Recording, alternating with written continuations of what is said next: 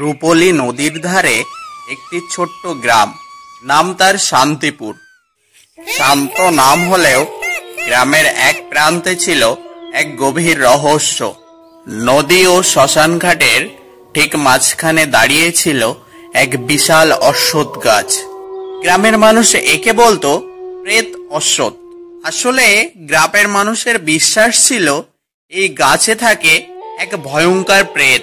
কোনো পথিক ভুল করে রাতের বেলা এই পথে গেলে আর নাকি ঘরে ফিরত না।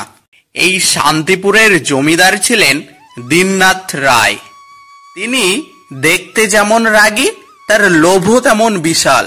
তার নতুন রাজবাড়ির অন্দরে আরো একটি দালান বানানোর শখ হলো। সেই দালানের খুঁটি হবে মজবুত আর দুর্লভ কাঠের।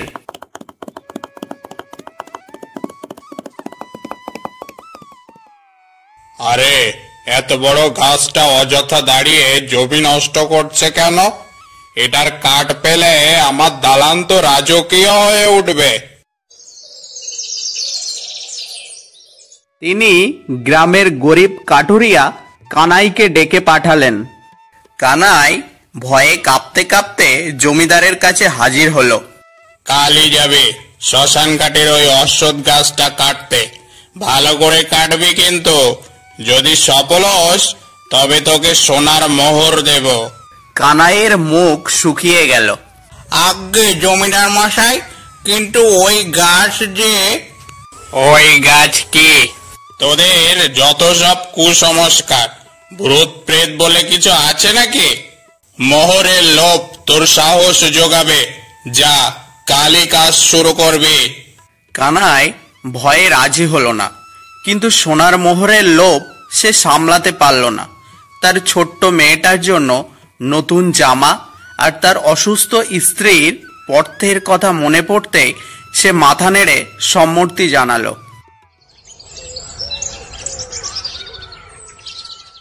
পরের দিন ভয়ে ভয়ে কানাই আবারও জমিদারের সবাই হাজির হলো।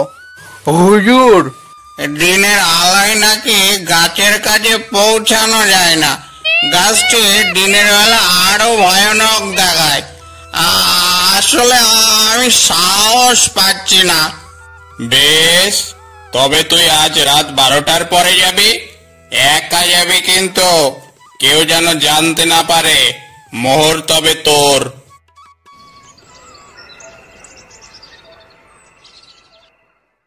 সেই রাতে আকাশ ছিল মেঘে ঢাকা।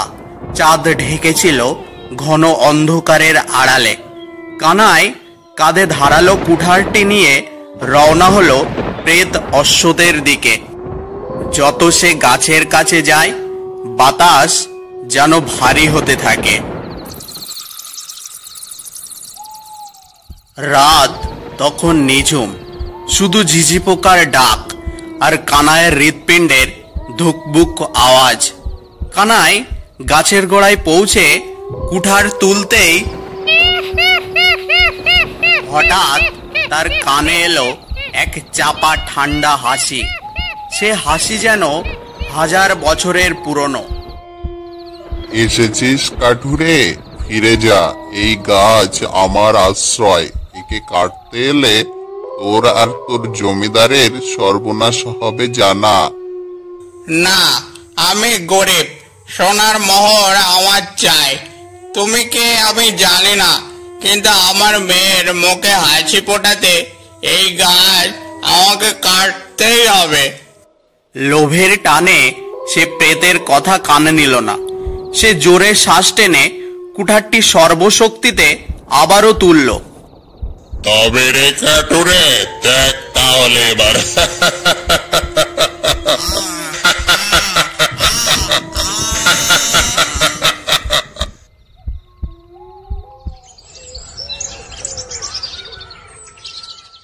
পরের দিন সকালে জমিদার দীননাথ রায় ঘুম থেকে উঠলেন না। বেলা বাড়ার পরেও তার ঘরের কোনো সাড়া নেই। চাকর বাকর গিয়ে দেখল জমিদার মশাই ঘরের মেঝেতে পড়ে আছেন, আর তার পাশে পড়ে আছে নতুন দালানের জন্য জমানো সেই সোনার মোহর আর রূপোর গহনা। কিন্তু তিনি সেদিকে তাকালেন না। তার চোখ ছিল স্থির। তিনি শুধু অস্ফুটে বিড়বিড় করে বললেন, প্রেত, প্রেত। লোকজন তাকে ধরাধরি করে তুলতেই জমিদার দীননাথ পাগলের মতো দৌড়াতে শুরু করলেন। তিনি থামলেন ঠিক সেই প্রেত অশ্বত্থ গাছটির নিচে। মাটিতে পড়ে আছে কানাইয়ের সেই ধারালো কুঠারটি, আর তার ঠিক পাশে হাঁটু মুড়ে বসে পড়লেন জমিদার দীননাথ। লোভ, আমার লোভই আমাকে শেষ করে দিচ্ছিল। এই গাছ নয়, বরং আমার মনের লোভই ছিল এই গ্রামের সবচেয়ে বড় প্রেত।